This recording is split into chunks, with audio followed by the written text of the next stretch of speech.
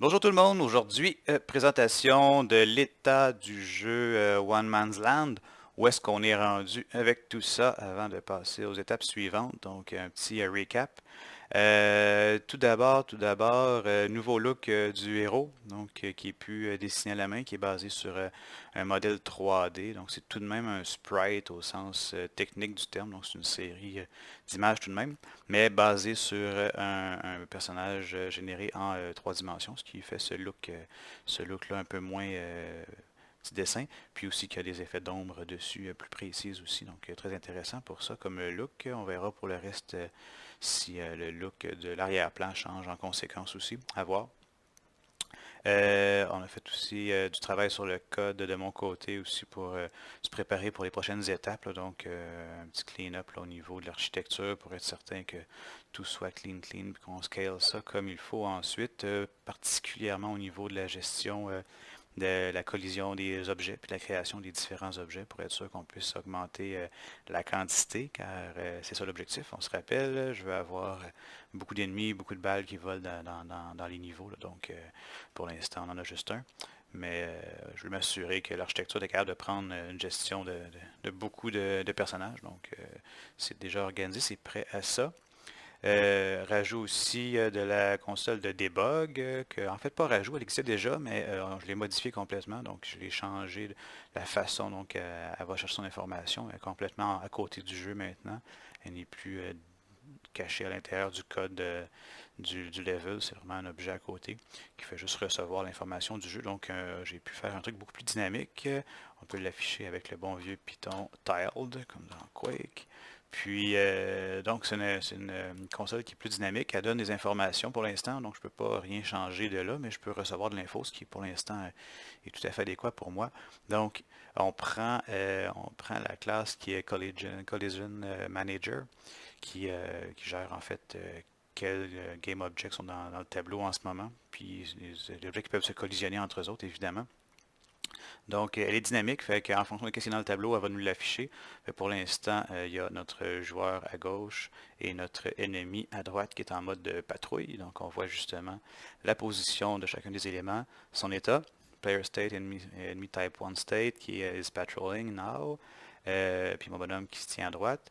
Puis il y a aussi le rectangle qu'on appelle ici, qui est en fait l'espace de dessin et de collision pour les différents objets aussi. Donc, ça peut m'aider aussi dans certains éléments de debug, là. Donc, ici, les différents éléments présentés. On va voir tout à l'heure quand mon ennemi va tirer des balles de fusil, elles vont s'afficher aussi dynamiquement dans la console de debug et se retirer au fur et à mesure qu'elles ne sont plus présentes non plus.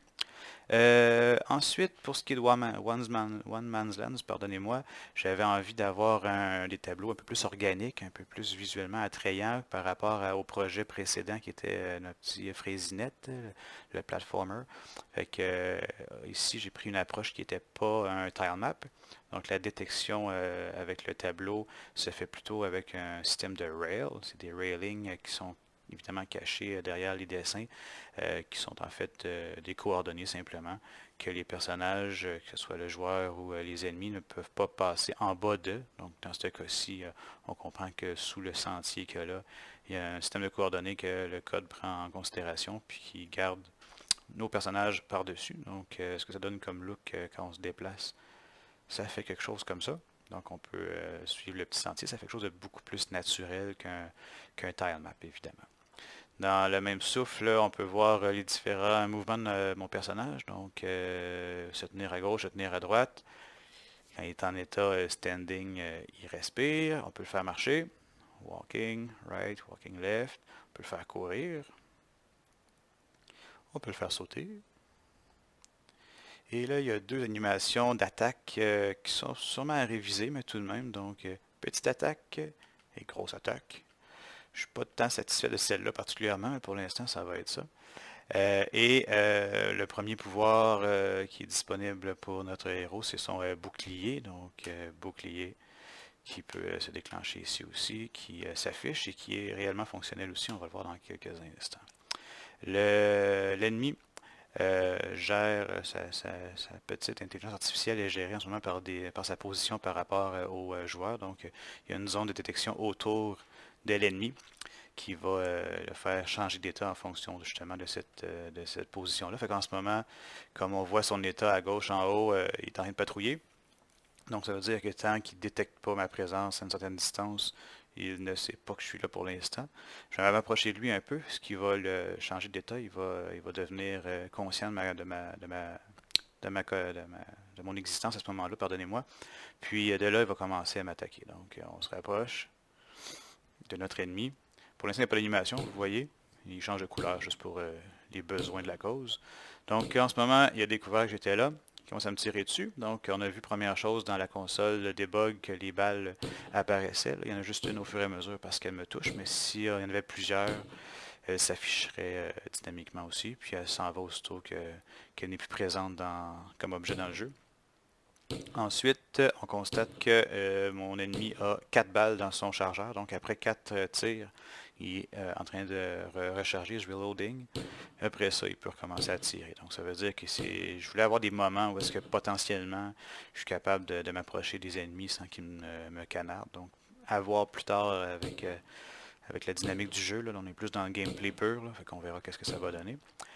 Ensuite, on voit aussi le sang.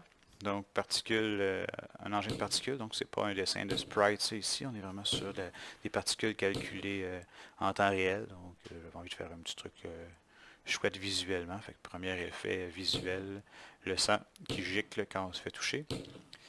Et ensuite, avec le bouclier, on est capable de absorber les balles qui vont nous tirer dessus. Les balles ils peuvent être évitées aussi, évidemment, en sautant par-dessus. Donc, si elles ne me touchent pas, évidemment, ça ne fait rien non plus.